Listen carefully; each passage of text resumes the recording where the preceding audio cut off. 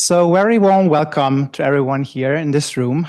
So this is our Kellogg Tuesday lecture today with Father Michael Thomas. Before I introduce him, just want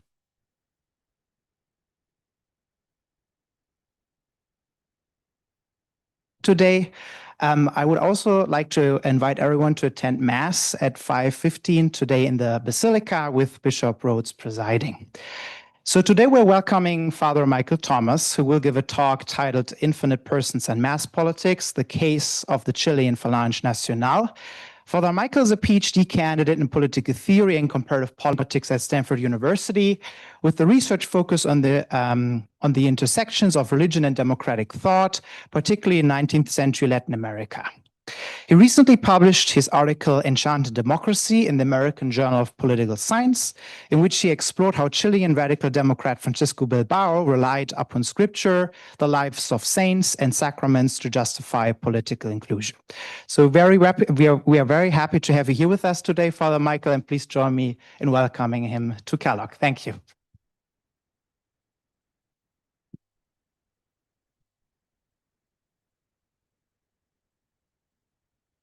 Thank you, Mark, and good afternoon, everyone. Thank you so much for coming and for the opportunity to be here at the Kellogg Institute. It's a great honor for me to share this piece with you all, entitled Infinite Persons and Mass Politics, the Case of the Chilean Falange Nacional. And so what we're going to be looking at today is really a reconstruction of the democratic ideas, the democratic theory, of this small political party in Chile that was founded in the 1930s and ends in the 50s, called the Falange Nacional. It's a group of Catholic intellectuals who were looking to understand the place of Catholicism in sort of modern politics, modern political life in the early 20th century. And this small group of politicians would transform in 1957 into the Christian Democratic Party. The Christian Democrats are the most electorally dominant party in Chile in the 20th century. They produced 3 presidents and are very consequential in the formation of political life in 20th century Chile. Now you may be asking yourself, why go back and look at the intellectual thought of this small group of theorists in the 1930s in Chile? What is sort of the value of this beyond maybe historical interest? I want to suggest to you that I think there are pressing political reasons to return to this group of thinkers and to return to this period. Going back to the Falange Nacional takes us back to the 1930s, to an age of mass politics, mass culture, and a period in time in which democracy was not a foregone conclusion. By going back to this period, to the 1930s, it's a time, in fact, when democratic politics was on the chopping block. People were very worried and had significant doubts about the desirability of democracy and the feasibility of democracy in the 30s. Some people thought mass politics made it impossible for democracy. They argued that you simply, in an age of big parties and an age of mass suffrage, oligarchs were always and everywhere going to dominate politics, but use the veneer of democracy to sort of get moral coverage. Others thought democracy was just downright dangerous. What was to stop the force of the majority from crushing individuals or minorities? What was to stop people from electing an Adolf Hitler? And other people looked around and they said, well, actually, we have robust rival regime forms to democratic politics. There are fascist countries. There was Nazi Germany. There were communist countries. And all of these provided lively political and intellectual rivals to democratic politics. Going back to the Falange Nacional in the 30s takes us back to a group of thinkers who had to make the case for democracy itself. They weren't merely offering one other set of economic policies or tax laws. They had to make the case that democratic politics was desirable, possible, and normative. It was an age when this regime form was under stress. It might feel familiar to you, and I think there's value in returning to the strategies for justifying this politics. That's the broader kind of question behind my research. How did theorists and political actors in the past make the case for democracy rather than taking it for granted? How did people show that popular sovereignty, enfranchisement, democracy was practicable, desirable, and normative? Now, maybe you have a story in your mind when you see this question about how democracy came about, maybe some intuitions. And the intuitions might include things like, well, in order for democracy to come about, for people to make the case for it, you had to have protections of individual rights. Maybe you saw the rise of secularization. Maybe you had the protection of free markets. This could be part of the story we might have. But returning to the Falange Nacional also shows us maybe some surprising things about democratic thinkers that we might not normally think of. So by going back to these theorists, we find the use of Thomas Aquinas, the 13th century Catholic philosopher, to argue against 20th century fascism. We find appeals to the guilds of the Middle Ages to challenge state power, the development of a robust spirituality of heroic sacrifice, and even a criticism of what these thinkers call liberal democracy. We'll talk more about what they mean by that, but a critique. Part of the reason I argue that these things are unknown to us is that they belong to a political tradition of thought that's been largely overlooked in political theory. And that's the political traditions, the intellectual history, the political history of Latin America, of modern Latin America, and of 19th and 20th century Latin America. And so the presentation I'm going to show today, here, the 1930s and 1960s, the sort of roots of the Christian Democratic Party, is part of a longer story about the development of popular rule in modern Latin America and the ways that representative government, popular sovereignty, constitutional rule, democratic politics were justified by appeal to Catholic intellectual elements. And so Catholic social vision, but also theology. And so the story we're going to be looking at today is comes at the end of this tale that I hope to tell. So when we look at the Falangistas and the democratic theory we're going to be examining today, there's and this will be the bulk of the presentation, there are three elements of their democratic theory that I'd like to highlight. The first is what I call democratic disenchantment. What this meant is that when the Falangistas examined the politics of their day in the 1930s, they saw that the state, that the economy had taken the place of the highest good, that God had not disappeared, but that the state had taken the place of God. This was their estimation. The economy, the 5-year plan, had taken the place of God, and therefore had the ability to do what states and economic plans had the ability to do what they would with individuals.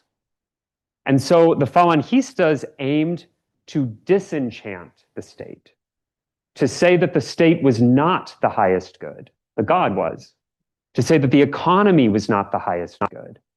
And therefore, they used theology as a shield to defend individual rights, to defend individual protection of spheres of life safe from politics and safe from economic reform, and also smaller communities. So we'll talk more about that, but it's the function of theology to disenchant what had been wrongly enchanted or wrongly laden with spiritual or ultimate significance. This was their defense of liberty.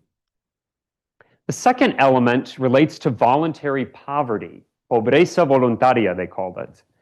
It was this idea that in order for democratic politics to work, citizens would have to undergo a kind of robust conversion and be willing to lay down material wealth and accumulated privilege in order to enter into authentic solidarity with the masses. The newly emergent politicized masses. And so this is a vision of theology as trying to motivate a kind of solidarity between classes and offering kind of robust and demanding sacrificial vision. And lastly, there's this element of democratic corporatism. Rather than seeing the country as a sea of individuals before the state, the Falangistas envisioned society as a collection of naturally occurring social bodies, families, neighborhoods, municipalities, workers' unions. And these were to be the centers of political activity. So one, it would allow for localized autonomous decision-making and deliberation among citizens. And secondly, it would serve to amplify popular control of the state and the economy at the national level. The goal here was to decentralize state and economic power by popular control through these intermediary bodies. We'll talk about that.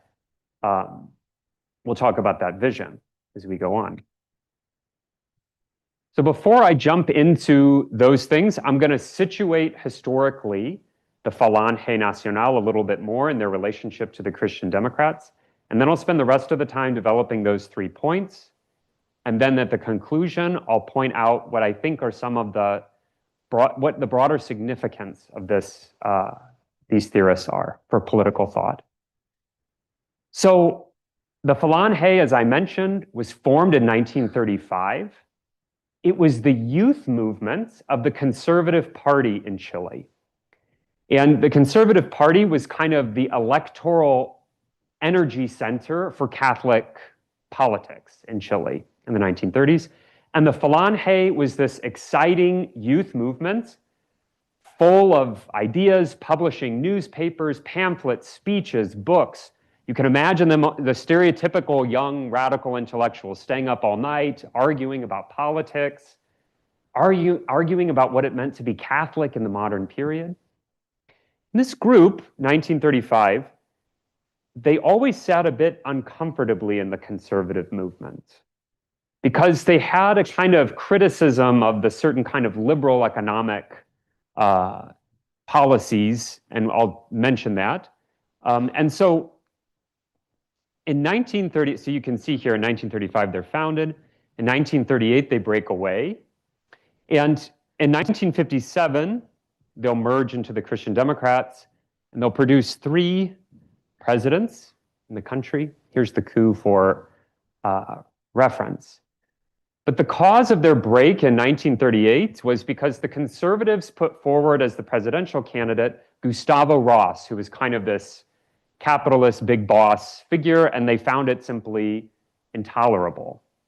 And this was because there were 2 major intellectual influences behind the Falangistas.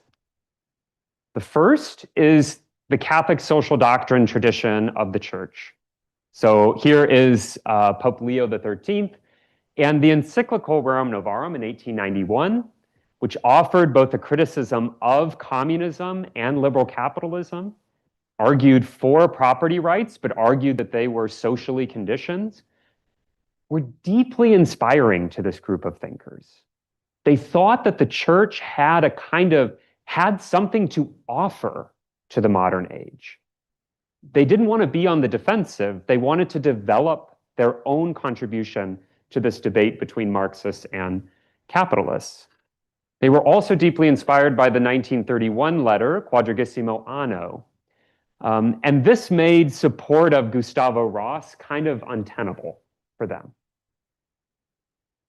The other major influence was, of course, the French philosopher Jacques Maritain. Maritain, by the 30s and 40s, was the most well-known the most well-known Catholic philosopher in Europe. He's particularly known for being the intellectual grandfather of Christian democratic politics in Europe, UN Declaration of Human Rights. But perhaps most importantly for the Falangistas, Jacques Maritain brought Thomism, or a kind of Thomism, the philosophy of Thomas Aquinas, into the 20th century. And we're going to see how that was important for their thinking. This, by the way, just incidentally, is Jacques Maritain here at Notre Dame, visiting, and his archives, his papers are here, and Jacques Maritain Center is here. He visited Notre Dame several times and was involved with the review of politics, these different things. So, in fact, Jacques Maritain was also an admirer of Eduardo Frei Montalva, who's a figure we're going to be looking at today. Eduardo Frei was a falangista. This is him in his early days in the 1930s. And then he eventually becomes president in 1964 in Chile with the Christian Democrats. And Jacques Maritain, at the end of his life, said, "I know of only one example of an authentic Christian revolution, and that is what President Eduardo Frei is attempting at this very moment in Chile." So there's kind of inspiration, but also mutual admiration from this. So we're going to move now into these elements of their democratic thought. So the first is democratic disenchantment. When the Falangistas surveyed the world in the 1930s, they did not see what Weber told us we would see. Weber's theory of disenchantment in the 20th century is that with the rise of kind of modern states and bureaucratization, the sacred had been banished. And you can imagine the erasure or the banishment of magic, of theology. The Falangistas, on the contrary, they saw that the world had been oversaturated with ultimate meaning. That in fascist regimes, states were worshipped practically as the highest good. In capitalist regimes, profit was worshipped. And social form, communities, people were crushed in their wake. And so this was what they diagnosed as a kind of closed system. Because it was not open to a transcendent realm beyond itself, there was no moral authority or moral law to challenge the state or the economy. And so inevitably, the result, they thought, was that these regimes are going to be inevitably violent because there was nothing to check their power. If we say that the highest good is the nation or the race or the empire, then what is to stop any kind of destruction in order to attain that? And this is very concerning to the Falangistas, this violent, what they thought would lead to violence. And so their solution to this was to reassert the distinction from Thomas Aquinas, that they take from Thomas Aquinas, of the dual ends of the human person. They say that the human being has a part of himself that corresponds to nature, to politics and the economy, but then he has a supernatural end that exceeds the political, that exceeds the economic. And that end means that he cannot just be thrown about and crushed and treated like a disposable cog in these great utopic early 20th century projects. So as Eduardo Frei Montalva, who would become president 30 years after this, wrote as a young man, "Man is not a material individuality lost in the mass crowd.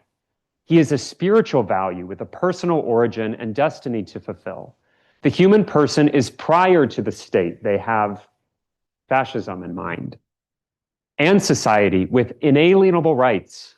A new order, therefore, must be founded on this concept of man as a subject of God." So here we see this use of theology to try to protect individuals from the overreach of states and economies. This use of theology to try to carve out realms of autonomy or of freedom from these constraints. What's the interest of this for democratic theorists? First of all, it's a use of theology to defend individual liberty, an intriguing function. and one that limits the powers of states and economies, rather than justifying state power. Often we think of religion and politics together. States will use religion to justify their power rather than restrain their power. It's an example of the opposite. It also is behind and motivates this group's acceptance of pluralism. So if people have to have a certain realm of liberty where they can work out matters of the conscience and the heart and the soul, this will mean there has to be some level of toleration of pluralism as people work out those questions. This is also a kind of deflating political theology, as I mentioned, and an iconoclastic political theology. It says what God is not. And the last is we kind of have this protection of individual rights, but without indifference to supernatural reality. It doesn't suspend judgment about supernatural reality. It's a theory of liberty grounded in some sure knowledge of the supernatural, which is different when we think about other defenses of individual rights that we often think of. And perhaps for political theorists in the room, one of the most interesting contributions of this thought is that it's a political rival to the theory of Carl Schmitt, who's perhaps the most well-known political theorist of political theology in the 20th century. Schmitt argues for the perfect analogy between the political and the supernatural to justify an unfettered political sovereignty. The Falangistas emphasize the disanalogy between the temporal and the spiritual, and they reject this concept of political authority as an unbounded sovereign. They reject it. Okay, voluntary poverty, the second plank in the democratic vision of these thinkers. So even though the Falangistas wanted to distinguish between the temporal and the spiritual, it didn't mean that they just kind of secularized everything. Instead, they developed a robust, you could call it almost like a spirituality for this new democratic politics. They said that basically you can do all the institutional changing you want, but citizens in Chile, especially elites, are going to have to undergo a kind of conversion to Christian poverty that is just a demanding account.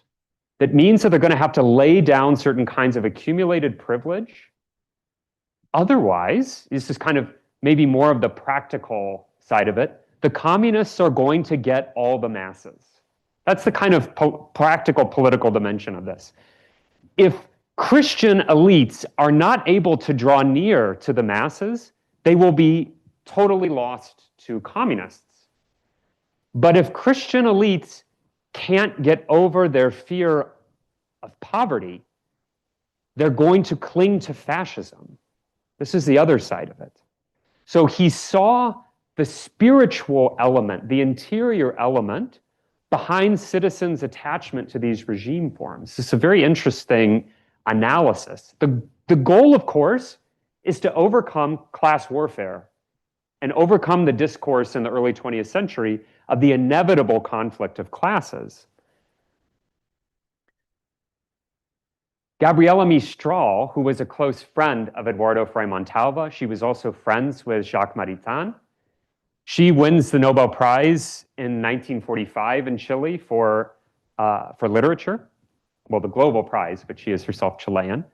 But she wrote the prologue to Eduardo Frei Montalva's 1940 book, Politics and Spirit.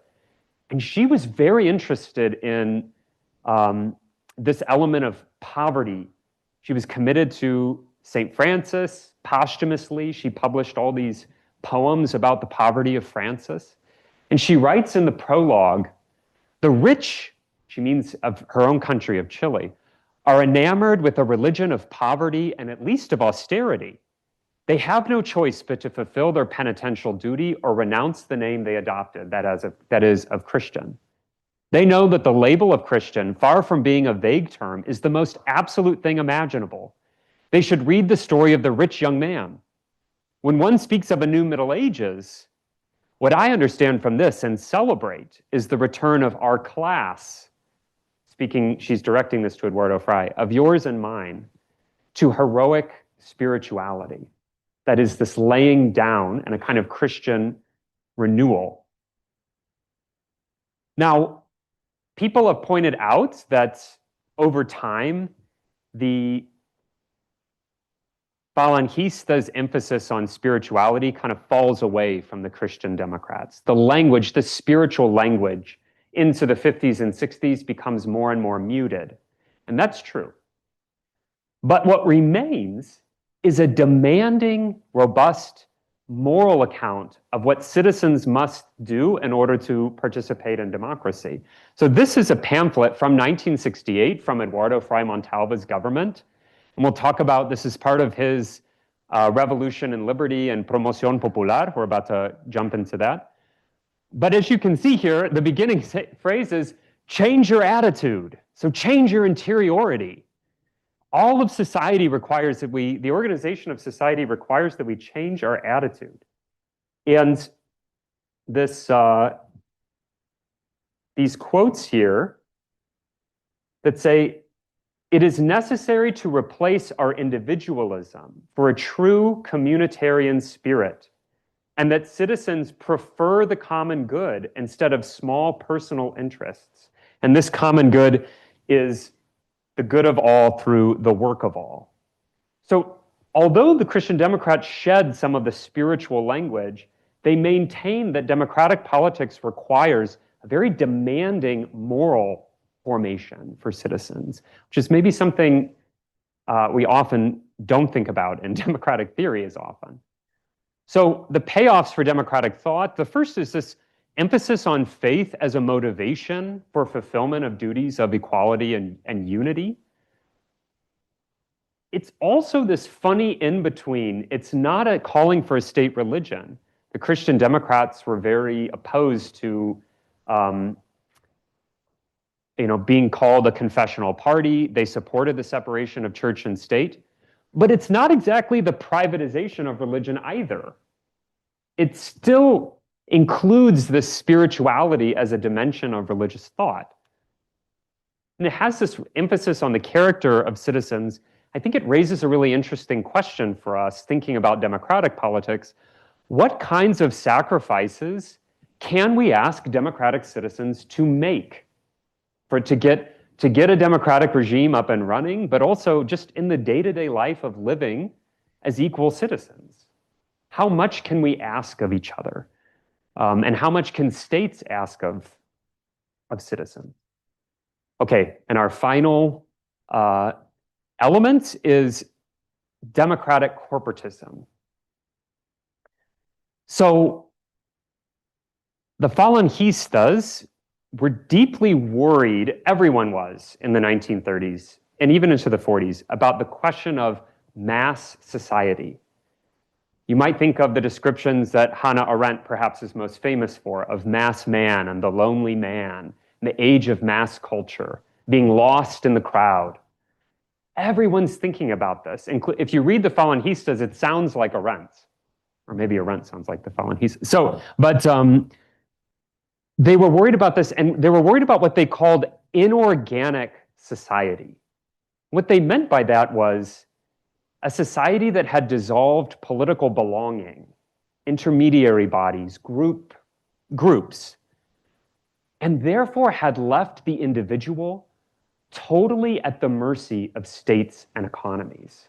This myth of the liberation of the individual had played right into the hands of the capitalist big bosses and right into the hands of states, because all rival centers of resistance were erased. And the individual could be crushed and moved around. So you often read in the Falangistas, they're very, especially in the 30s, this also fades with time, but they're very worried about individuals being dominated. And they think that this individualism, this society of the mass man, is the perfect breeding ground for fascism and communism, because both of those, they argued, are responses to that. People need to belong, they need protection. So either they'll join in the proletariat struggle, or they'll join the fascist state to give them order and to control the markets. So their solution was what we could call kind of this organized popular autonomy. So they had a vision, a social vision of society, not as a sea of individuals, but as these naturally occurring bodies. And for this, they would appeal to the Middle Ages. They go, look at the Middle Ages. You have all these fraternities and guilds. Karl Marx also looked back to the Middle Ages to find this organicist vision of unity. G.K. Chesterton looks back to everyone's looking back to the Middle Ages in the 19th century, early 20th century for an alternative of social harmony. So these social bodies, the comuna, the professional association, it would do three things. It would protect the individual from being crushed, this local political belonging. It would allow for as much localized autonomy and decision-making as was possible and appropriate. The union should be making decisions relative to the union. The municipality should be making decisions relative to the municipality. But it also created a system of organized citizenry that could be funneled up to rival the power of the state and of the economy. What's really intriguing about this vision is that they're all arguing that these bodies should be given legal recognition by constitutions and organized into federations and confederations. They distinguish this kind of corporatism very strongly from fascism. Often when we hear about corporate belonging or corporatism, fascist regimes are like the first things that come to mind. These theorists in the 30s and 40s are aware of this and are saying, we're doing the opposite. So they say, fascist, this is from the Falangistas newspaper Lircai. So fascist corporatism comes from above, organized by and for the goals of fascism. But the pure corporatism of our doctrine is a system of social organization that comes from below, according to the formula of free association of organized professions. And as Eduardo Frei Montalva puts it in 1940 in Politics and Spirit, these groups will not be just another addition to the state. That's the fascist vision. The state will group everything and then draw it all to itself. But these will be social bodies with their own life, with the aim of decentralizing, not centralizing the economy. That's the fascist goal.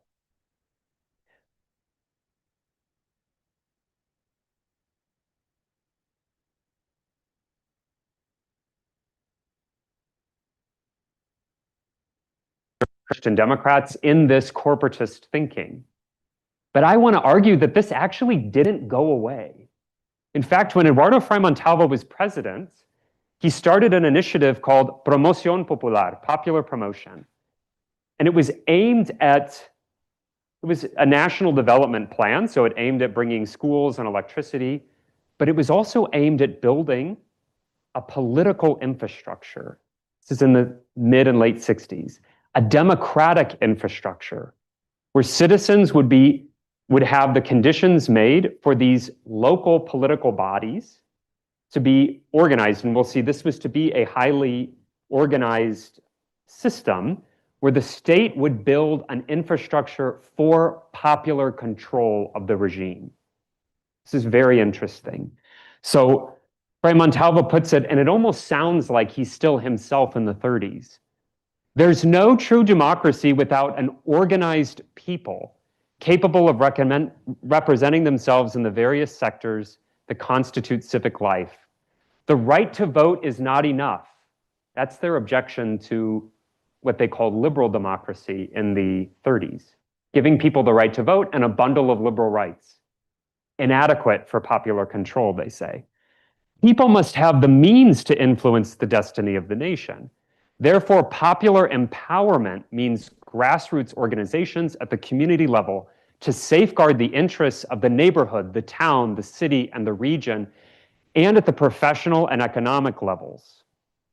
So this is a speech he's giving at the launching of this national program, but it's a commitment to the same vision of a corporatist democratic structure to integrate citizens.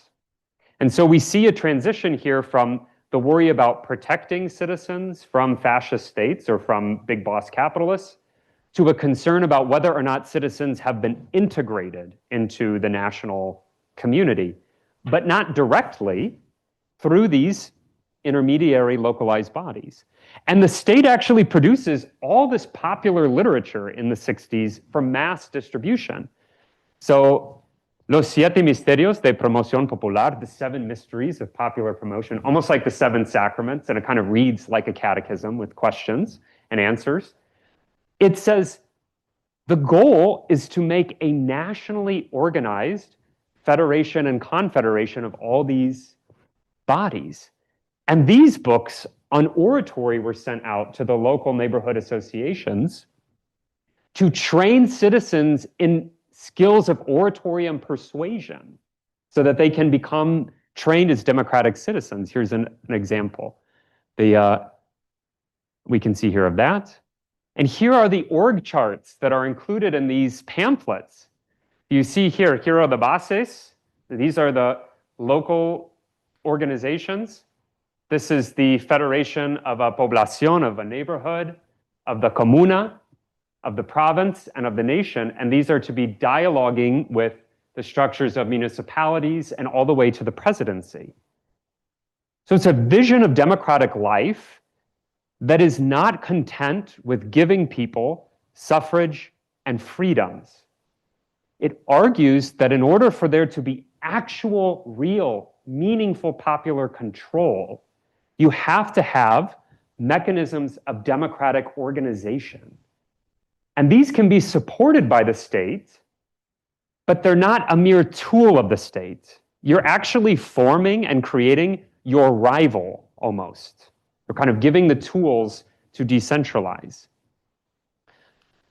Okay, so to conclude, let's return to this question. So how did theorists make the case for democracy, and what does returning to that question give us for our own thinking about democratic politics? The first is just, I think, the value of the approach and the value of the question itself. We write a lot in political science and in political theory about threats to democracy, how democracies die, degradations of democratic states. But what exactly is the value of democracy? How are we making the case for what is at stake in democratic politics? And I think that returning to people who had to make that case is particularly salutary when, like in the 30s, there are doubts that people have about the practicality, the desirability of this regime. Well, how did we make the case in the past? I think it also shows us as an interesting contribution related to religion and democracy. In political science, we study the effects of democracy or the sort of religion in democratic states.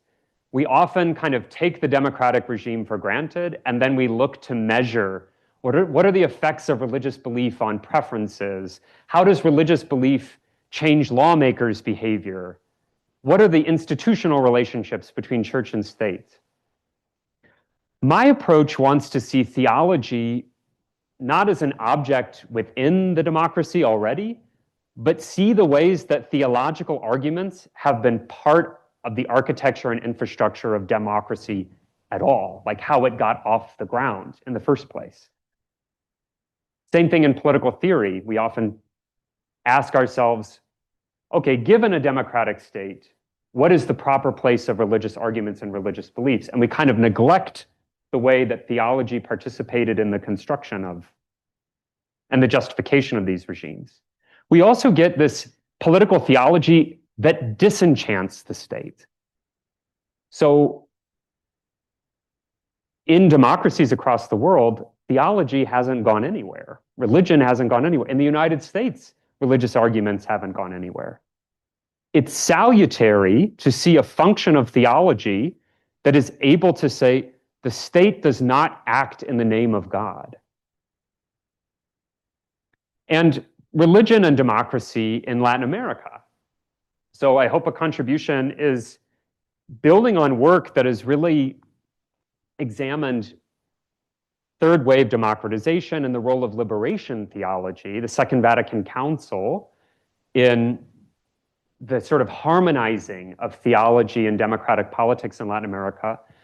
The case of the Falangistas, but also the rest of the project that they belong to, wants to tell a story of religion and democracy in Latin America before liberation theology.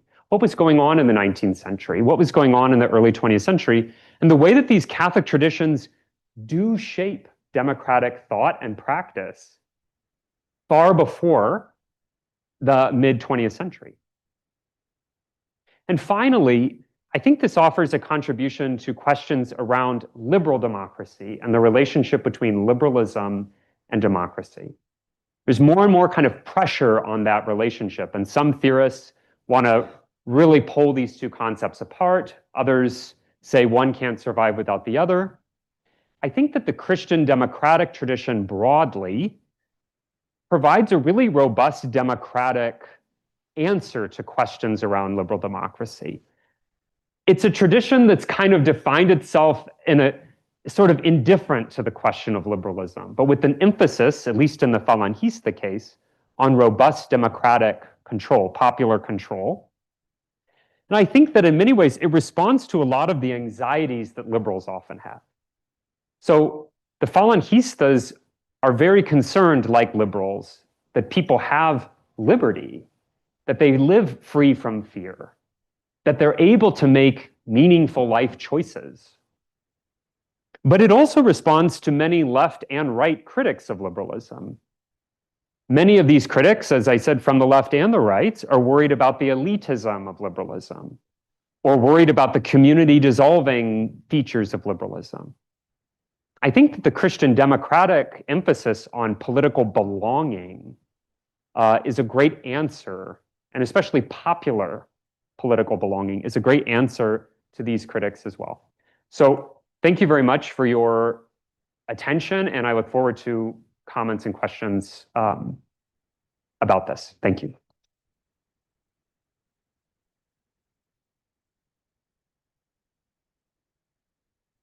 All right, thank you so much, Father Michael. So now we have time for questions. So if you have a question, just raise your hand. We may need to bundle questions, but let's start over there.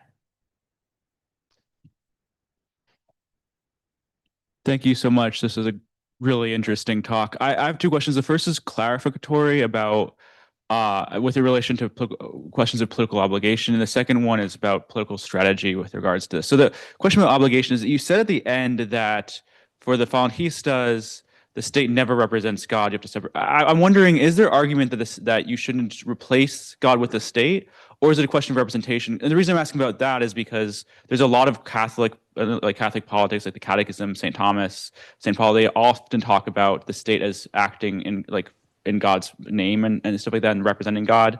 So I'm wondering how that plays out. Like, do they have a more nuanced position on that? But the strategy question is, you've talked a couple of times about how they would they'd backtrack on some of their more overt commitments in the early days.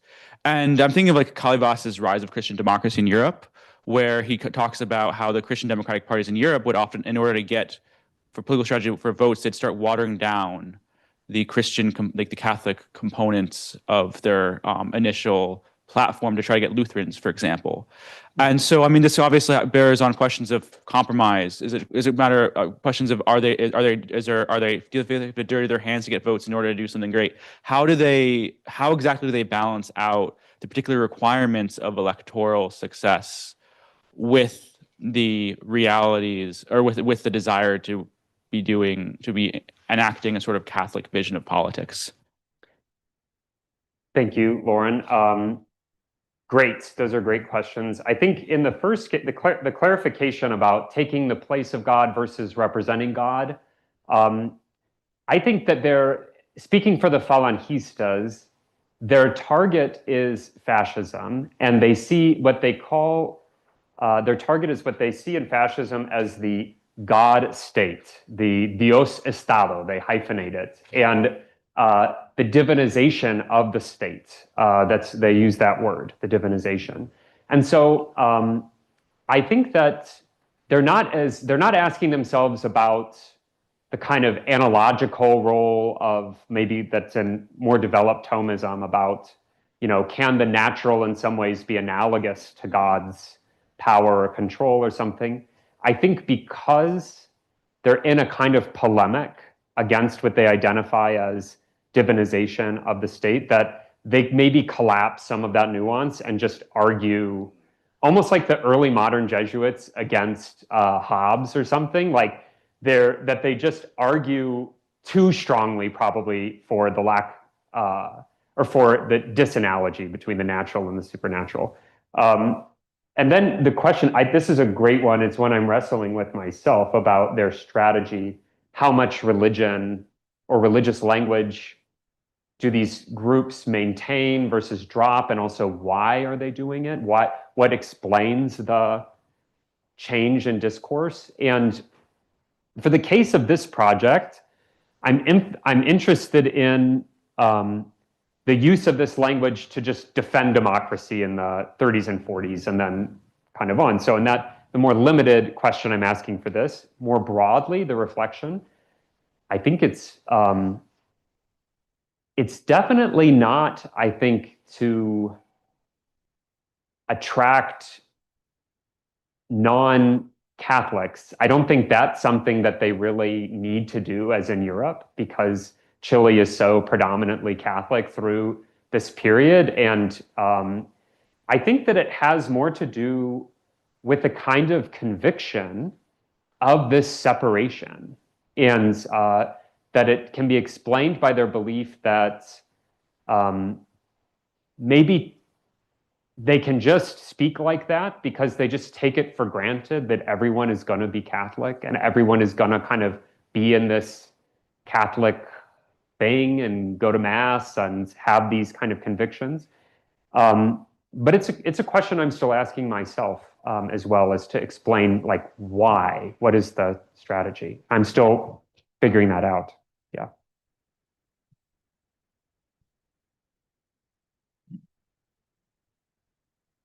Yeah, first of all, thank you so much for this really fascinating talk. I'm Marion Knoyer. I'm coming from a country where Christian democracy is very present, from Germany.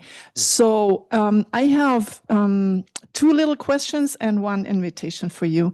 The first little question is a question of understanding, because I'm not very knowledgeable about the Chilean intellectual thought in the 30s. I was wondering why this group of Falange Nacional is using a term that has been already taken in Spain by the fascists. So, I mean, that's just a puzzle that was striking to me. And I think it's important to dissolve and to clarify a little bit, why would they choose such a term for, you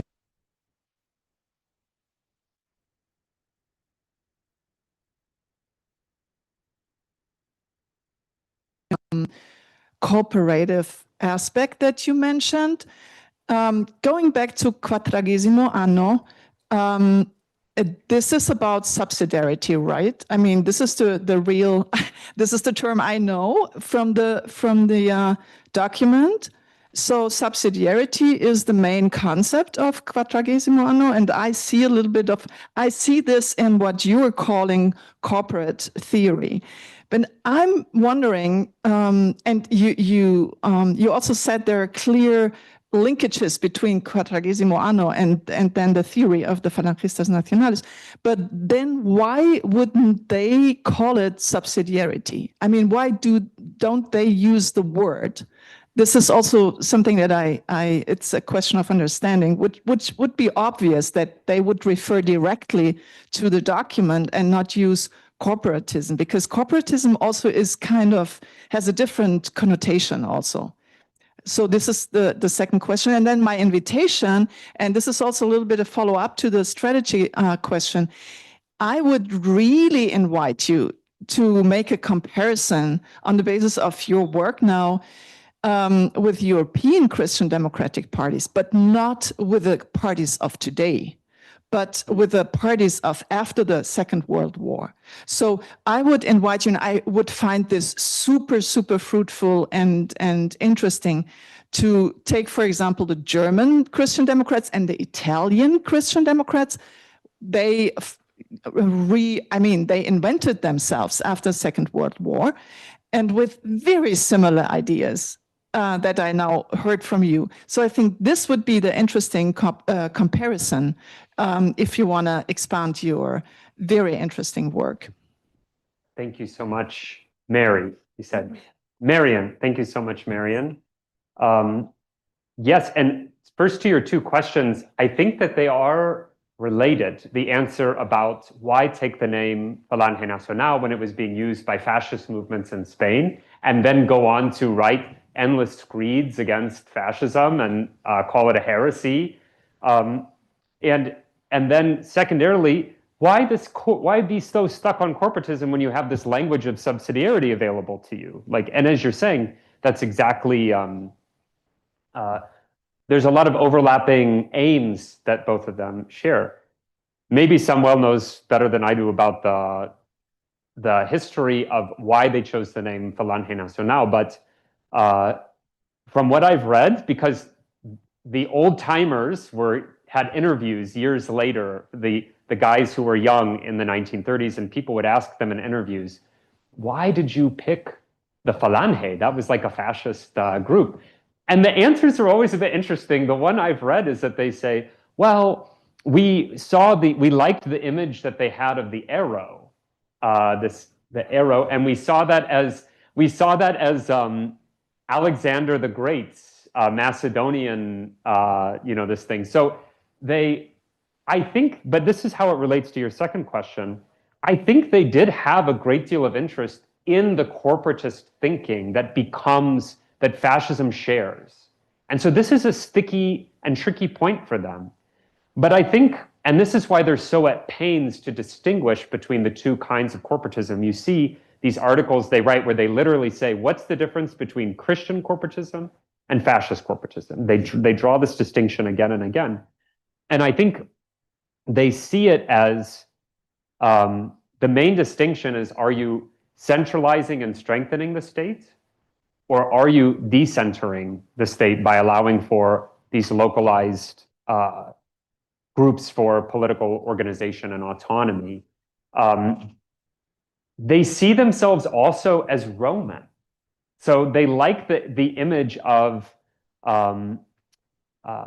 the Roman Empire with all these localized municipalities and this kind of, so they're also drawing this inspiration from this vision as well. But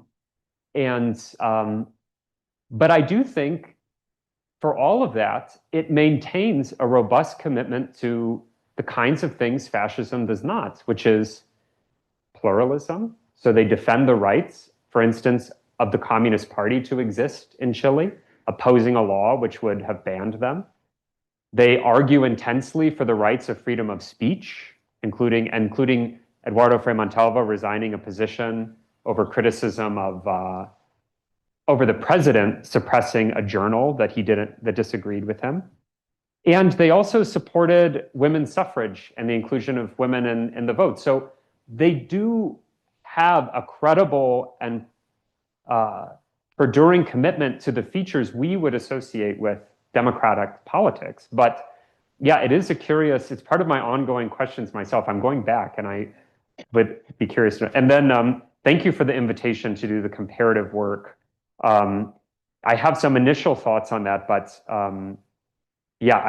thank you. I think that I agree with you. I think it would be really cool to draw out the differences between those things. Thank you.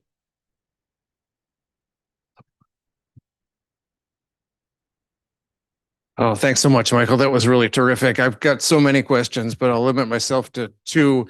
You mentioned this kind of tension between the state producing the structures that will undermine the authority of the state, right? And so I'm wondering, did it work?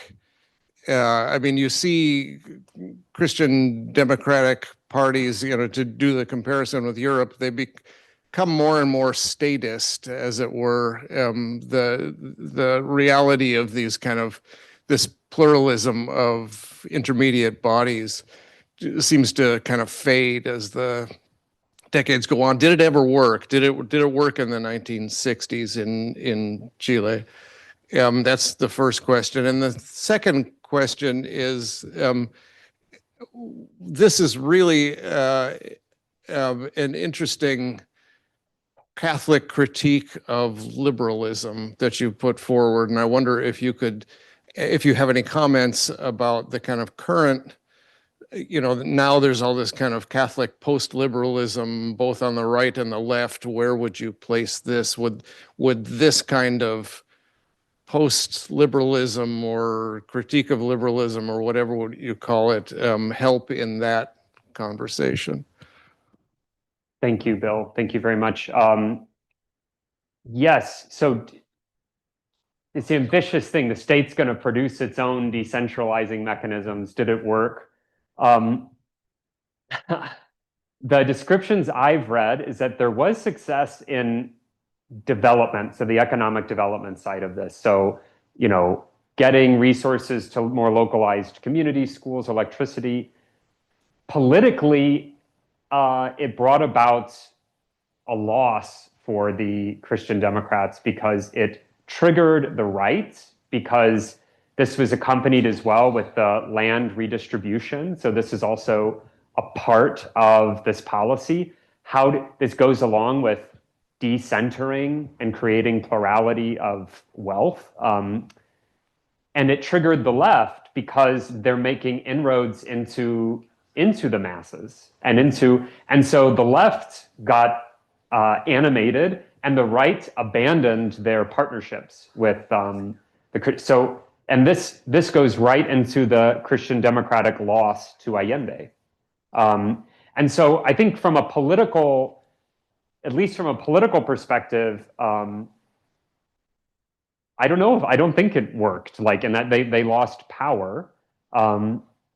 It only had about 5 years before the coup, until these projects were getting off the ground.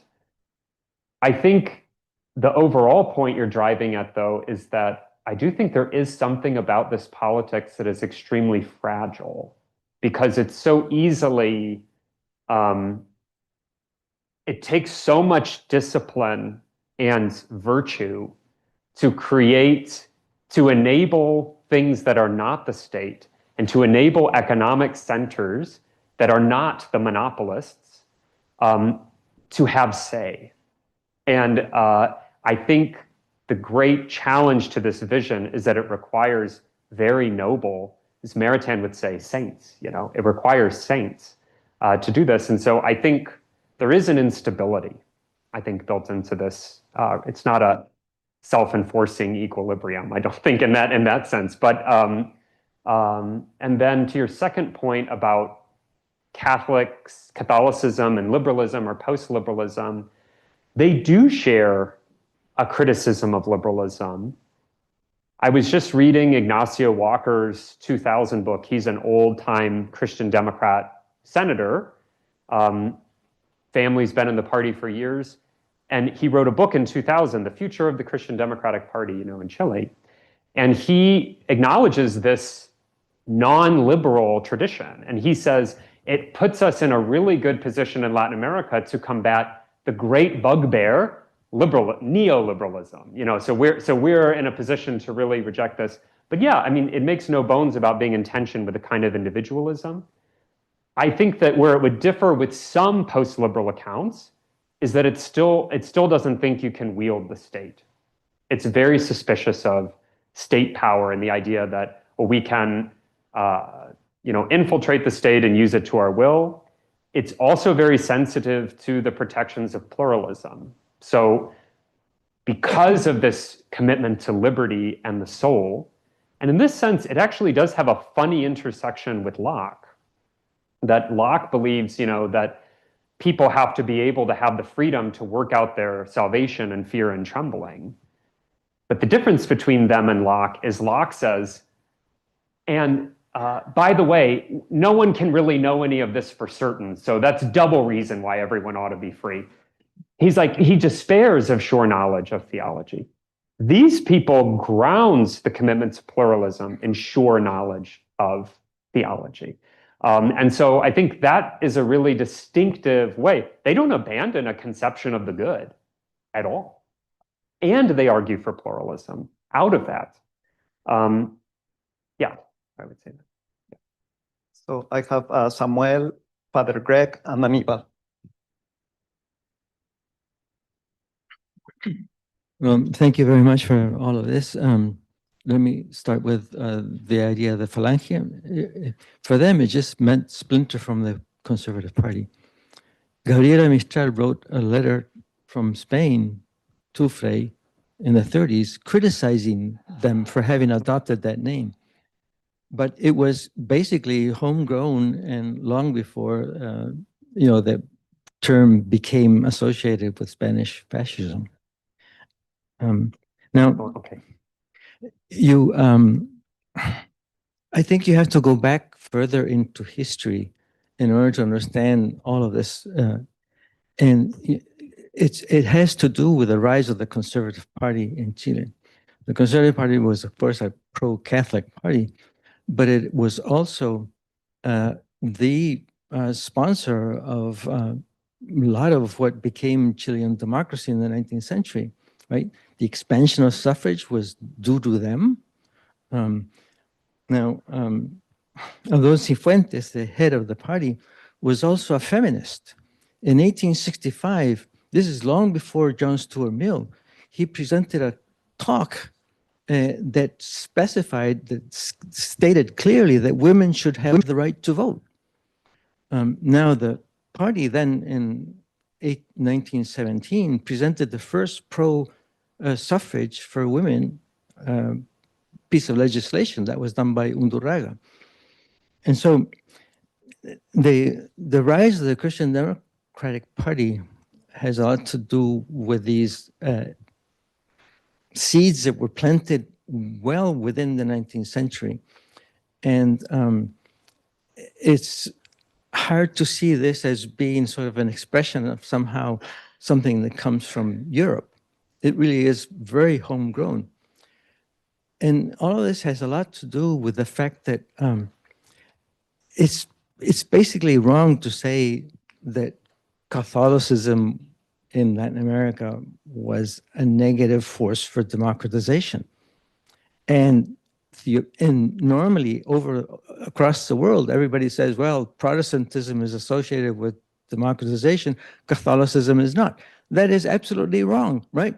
And it has to do, you can prove it by looking at Chilean history. So there are all these ties that you could elaborate with the Christian democratic story to the 19th century. And I think that that's a very important thing. Remember, also, the first person to advocate for unions was Correa. Correa was a leader of the Conservative Party in the early 19th century, right? 20th century. And he was the first to advocate for unionization in the first decade of the 20th century. And so this is not a conservative party. It's really a Catholic party that is very dedicated to democratization.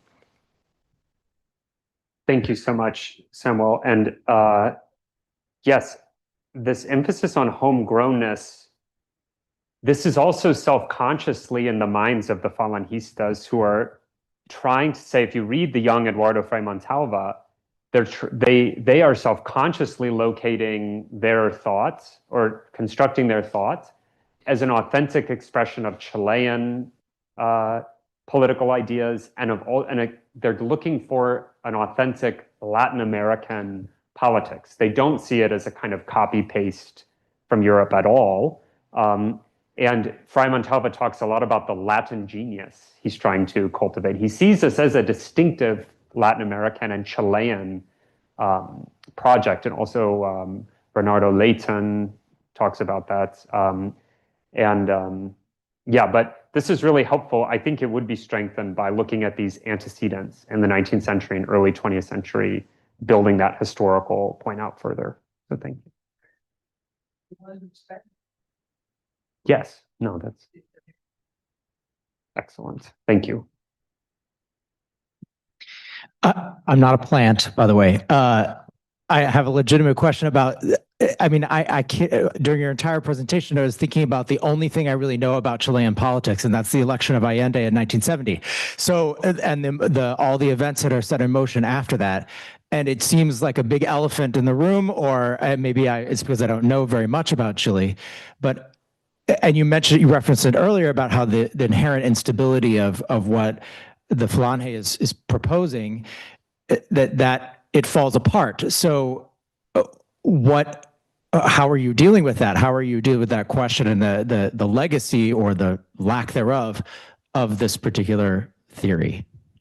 Thank you. Yeah, no, this is a great question, and it's one that sort of straddles political theory and then the empirical side of political science. And so I think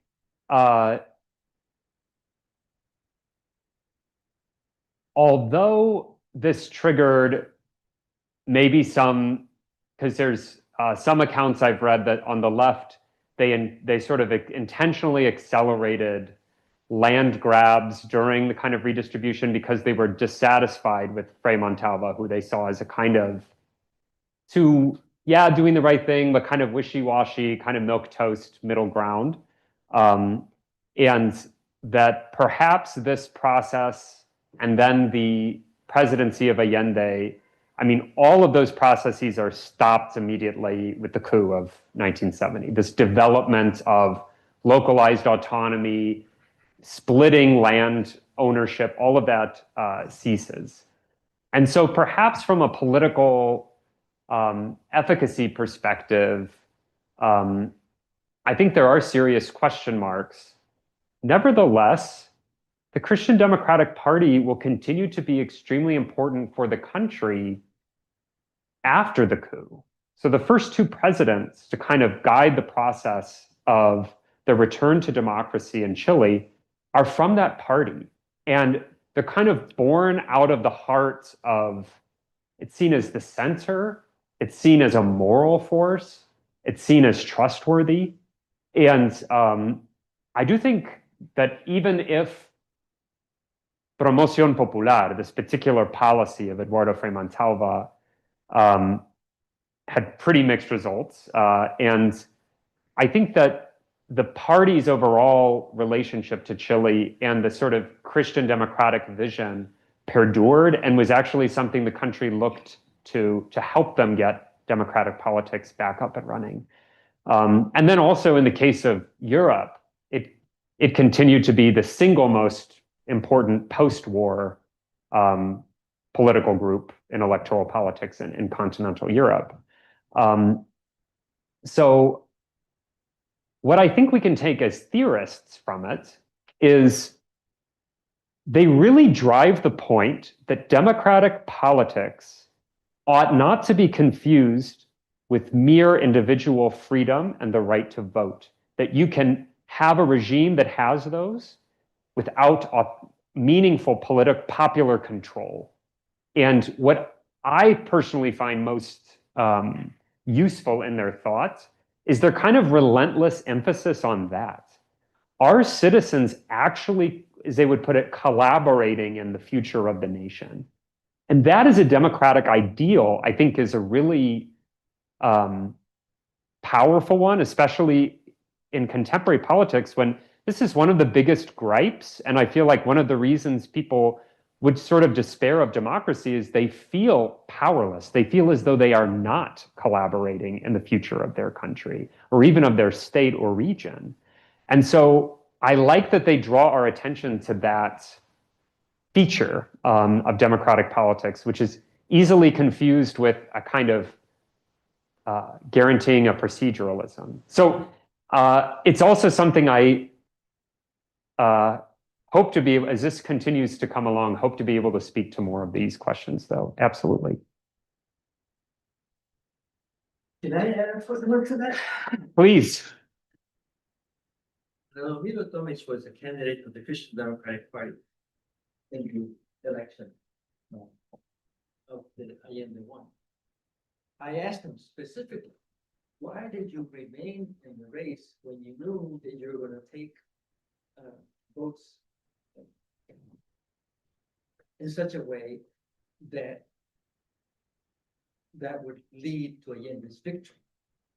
And he said, I stayed in the race precisely because of that. Because at that point, the Christian Democrats were working with the socialists. Now, one of the big friends of Frei Montalva was Allende. They had country houses on the seashore, and they used to spend summers together. The daughters of Allende called Frei Tio. And that too, that's surely part of the reason. Yes, that surely. Thank you. Thank you for this wonderful talk. It was super, super interesting and very exciting. So I think you have shown very clearly that there are these theoretical principles that drive the work that they are doing, right? The disenchantment of the liberal democracy and the liberal state, the embracing of poverty as an ideal to overcome class struggle, the reference to medieval corporatism as a foundation of a free society. All of that, I think you prove that informed the ideology of Christian democracy in the 1960s and in a way inspired some of the democratic changes that we see during this period. Now, here's my question. I'm sure that if we went back to the origins of Salazar's dictatorship in Portugal in the 1920s, mid-20s, early 30s, right? In the origins of the Estado Novo in Portugal, you had the same principles, and the same type of Catholic criticism of the liberal problem of the early 20th century. And yet, right, Christian democracy produces this nuanced version of liberal democracy, but the Estado Novo produces this nuanced version of fascism. Somehow the same principles takes these leaders in different directions, right? And so my question is, there has to be something in the Chilean experience that drives those principles kind of to a positive outcome. And I was wondering if you have an instinct or an intuition of what's going on. No, it's a fantastic point because, yeah, and I mean, the criticism of liberalism and of the liberal state is shared by also by communists. You know, it's shared by many groups in this period. I think that the difference would be because of the use of Aquinas, really. And I think that this emphasis on the dual ends of the human person and thereby the delimitation of the authority of temporal regimes. So, you know, it's a kind of thing, and this is why Carl Schmitt is so interesting to draw alongside. Carl Schmitt also hates the liberal states, but precisely because it's too muddled in the conversations of liberalism. But he draws an argument for absolutist authority. But what he does is he distorts or forgets the sort of the classical Christian principle of politics, which is the delimitation, the spiritual as a check on political and economic authority, the invocation of God not to justify more, but to block. And so I actually think, and if you read their work, they say, we have our criticisms of the liberal states, and we are going to base ourselves on what they call the solid principles, as they say, of Thomas Aquinas. And Eduardo Frei Montalva says that in 1940. And those are dear to them through the work of Jacques Maritain. But to me, that intellectually at least, Thomas Aquinas and this commitment to the Thomistic distinction between these two realms, and the theological as not just distinct, but also public, that will not permit fascist regime outcomes, at least the justification of it intellectually. So, but yeah, and I think this is why Maritain has a mixed reception in Latin America. He's rejected in Argentina.